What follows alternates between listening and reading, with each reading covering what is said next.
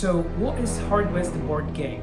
Hardwest the board game is the action strategy game covering 1 to 6 players. It's taking place in this old weird Wild West with demons, devils, cowboys, and all kind of like supernatural beings. Not talking about the cowboys, of course. So not talking about so much, I'm going to just explain the rules step by step.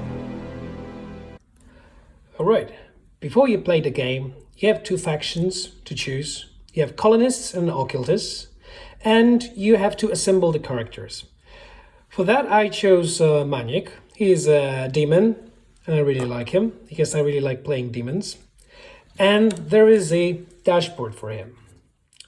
And there are some things on the dashboard. You have action points, lag points, you have the whole live truck, which is self-explanatory.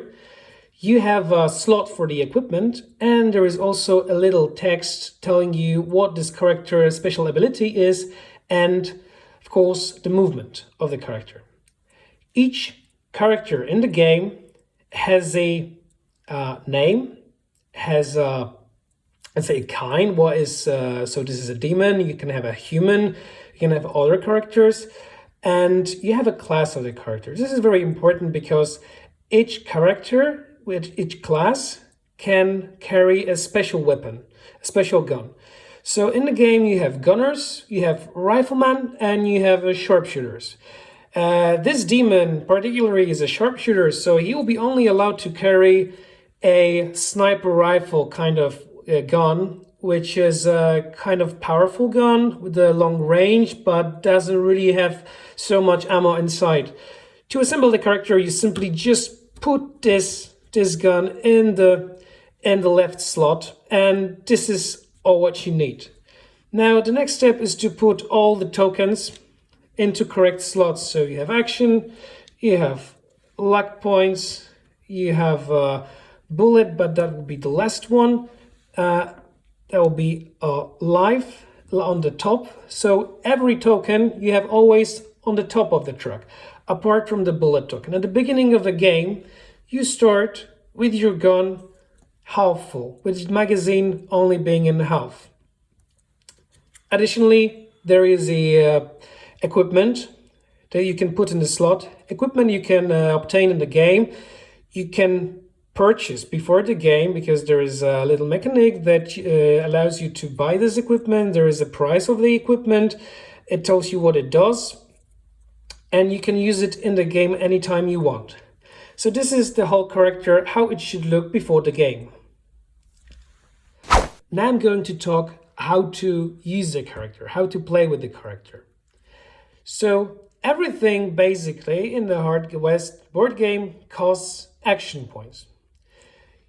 For movement, if you want to move your character, so 5 spaces, here any direction orthogonally, you have to spend 1 action point for that. So 1 action point, and you can move your figure 5 spaces.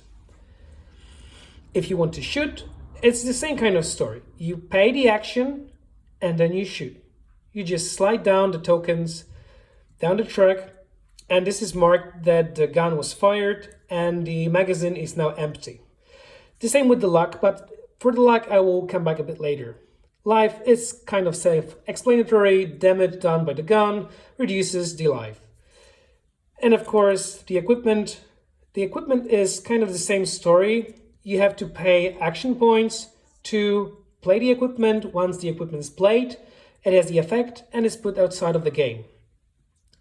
At the beginning of your next turn, every character's action points are being restored. So they always go on the top of the truck.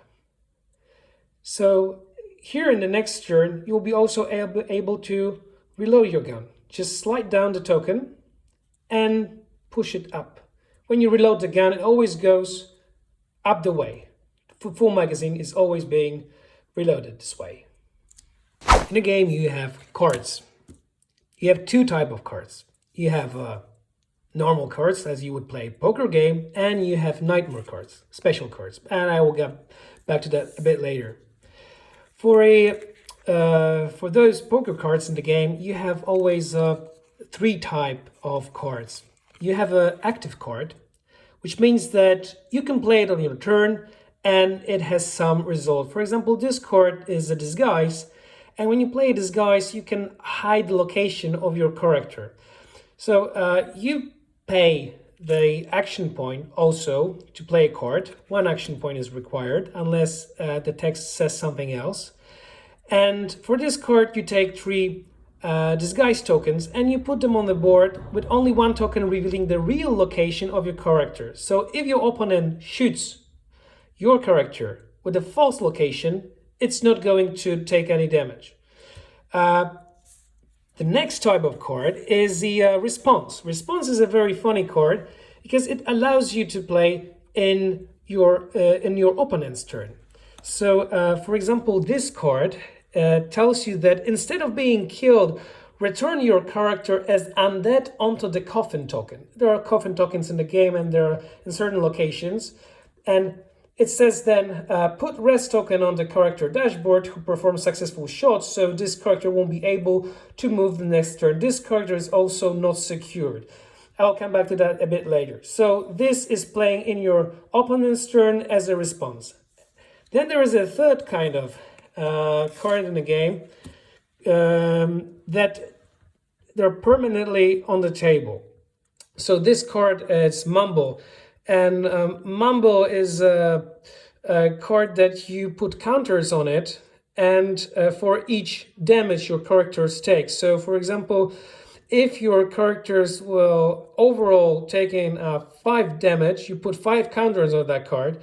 And if you do, you can spend those 5 counters and you can move. And this is an active. So in your turn, you'll be able to move 1 space your opponent's character in any direction you wish. There are also a chance cards in the game. What is a chance?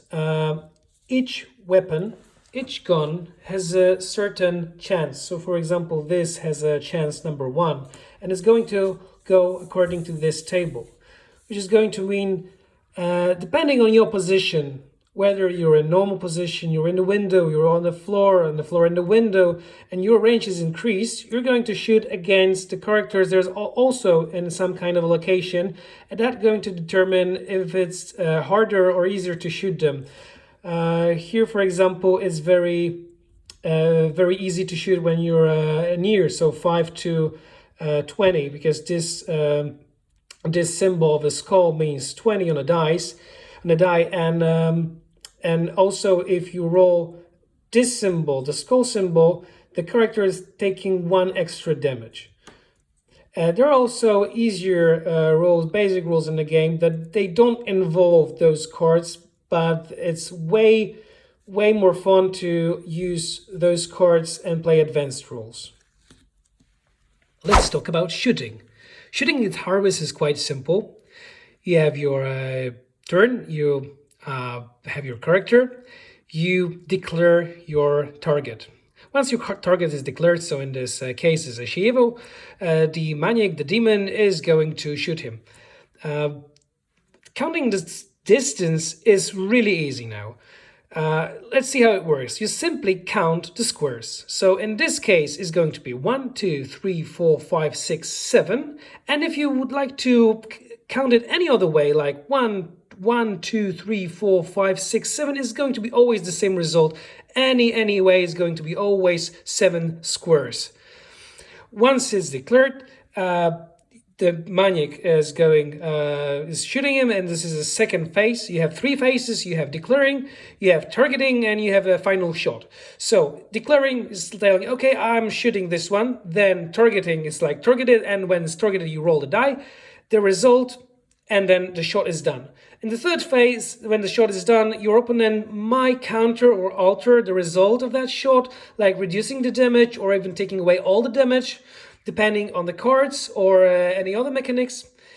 So once you have this distance, you take the chance card from the advanced rules. In the chance cards, we see that it's 1 to 6 is the first zone, but the distance is 7, so 7 is 7 to 9, zone 2. There is no cover, so you have normal range because you're just standing on a flat surface, and your targeting the character that has no cover. So no cover. That means that any result between 6 and 20 is resulting in a successful shot. Let's talk about the movement. As you know before, you have to spend action points for a character to move. This particular character can move 5 spaces, so 5 squares in any direction orthogonally. But there is a rule in the Hard West that you have to move your character directionally. If you can see, there is a little arrow in the front indicates which direction the character is actually heading. So if I wish to move him like 3 spaces and make a turn, the movement would look like this: 1, 2, and 3. So you see, it's always pretty important how you finish your movement, because the characters, they take additional damage from the back, and they're also not secured from the back. What is securing? In Hard West, a board game, securing is that you leave 1 action point unspent, and this way to 3 spaces around your character is secured. So no one can really approach him and, let's say, shoot him in the face, because your character will be able to shoot first. If that character misses, then the opponent can shoot back, but it's quite dangerous to approach the characters that are secured. If you have no action points, then your character is not being secured. Okay, so this is the whole game when it's being set. You have 2 teams, as you can see. This is a multiplayer game because the multiplayer actually gives the most fun. The whole characters that are assembled on both sides, and as you can see, there is something funny happening here. The whole board, the whole game is actually divided into 4 zones. So you see this square actually, and diagonally this one, is belonging to one faction, and on the other side is the same. There is a green faction and yellow faction on the other sides. Always put your character, we start the game about 3 squares from the nearest coffin token in your zone. Those are the zones you control. If you lose your zone, and when you lose the zone, only if you have no figure or 1 figure in your zone, and your opponent is overtaking the zone with 2 of his own characters. And then the zone is lost and is being overtaken, and if you lose all zones this way, you lose the game. You lose the game or win the game also if you complete the victory track. To complete the victory track, you have to collect some victory tokens. They're on the board. They're specifically placed according to the scenario. This is our first scenario, where you have a church, you have a shed, you have a little saloon. In each of those zones you have between 3 to 4 victory tokens. When you take the victory token, so you just put your character onto this space, you take the victory token and you put it onto the track. And then it goes for another one and another one. If you kill opponent's character, you also gain a victory point. If you overtake the zone, the same thing. You take over the zone, you put 1 token onto the track till the end. Now let's talk about covers. There are a specific type of covers in the game which actually makes it really fun to play.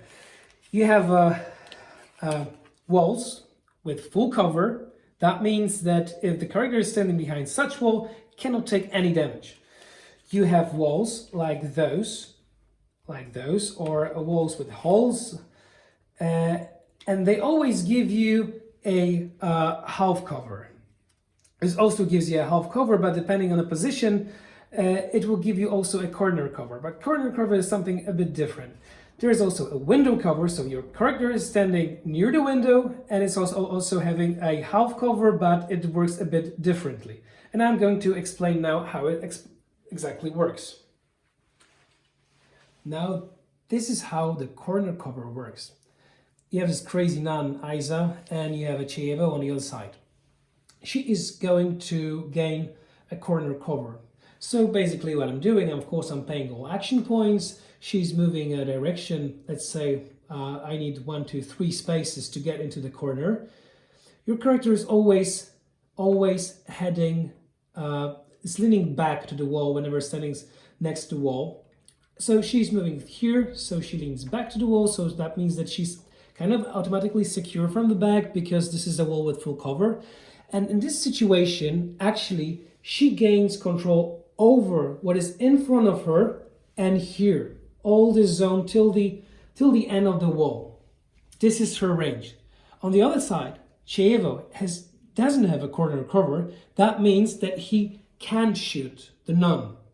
He will be able only to shoot her if he goes right out of that line. So if he crosses the line of the wall, he's able to shoot her.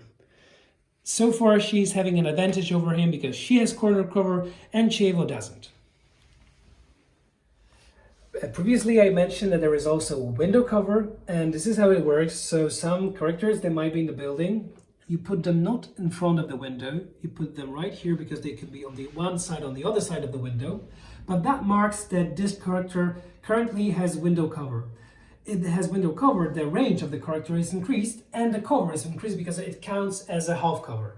So from here, Chievo can easily shoot the demon, and by counting squares, it will be 1, 2, 3, 4, 5, 6, 7, 8. And because of that, because he is in a window cover, it might also occur that the demon is standing not in the second zone, but in the first zone, which will also increase the chance of a successful shot. I'm going to show you how the shooting works in action. So this is a Balgur demon, and I'm going to spend 2 action points on him right down the track. And first is going to be for movement, which is 1, 2, 3, 4, 5, allows him to stay in corner cover. And observe that there is a Chievo, and he's also having corner cover, but for this zone. And Balgur has for this all of this zone. And now that I spent already the second action point, I'm going to shoot. And Balgur, he has the revolver, and revolver is having a 10 range, and according to the board, the table of chances, it's going to be let's see, 1, 2, 3, 4, 5, 6, 7, and 7 between 6 and 8 is going to be in the second zone. So any result, this is a corner cover. Corner cover also works as, in this case, as a half cover. So again, half cover, this gun is actually pretty effective. So any result between 7 and 20 will result in a successful shot. So let's see. And it's 17, so it's pretty good. The shot is being taken, and for this weapon, because it's a close range gun, the damage is going to be actually pretty big. So for this gun is 3. So for that, you take Chievo down the track 1, 2, 3 to 5 health points. In the game, there are also barrels. Barrels are very interesting because they have this ability to deflect bullets. So observe the situation that you have this crazy nun again right here, and you have this lovely Indian on the other side. And there is a barrel in between them. Normally, she wouldn't be able at all to shoot him, but just because the barrel is right here, barrel counts like as almost the position she will be here, but you have to count the distance. So in this case, it will be 1, 2, 3, 4, 5, 6 spaces, because bullets, they can reflect all the barrels, and she can shoot Chievo. In the game, if you die, you might actually not really die. There are some mechanics like cards or some ability of the character themselves that they make them return to the game as an undead. So for example, I have a card that tells that this Isa nun is going back to the game, so when she dies, she comes back as an undead. Her life is reduced because she starts with only like 3 life points on her card, on her dashboard, and she comes back to the game onto the nearest coffin in the zone you control.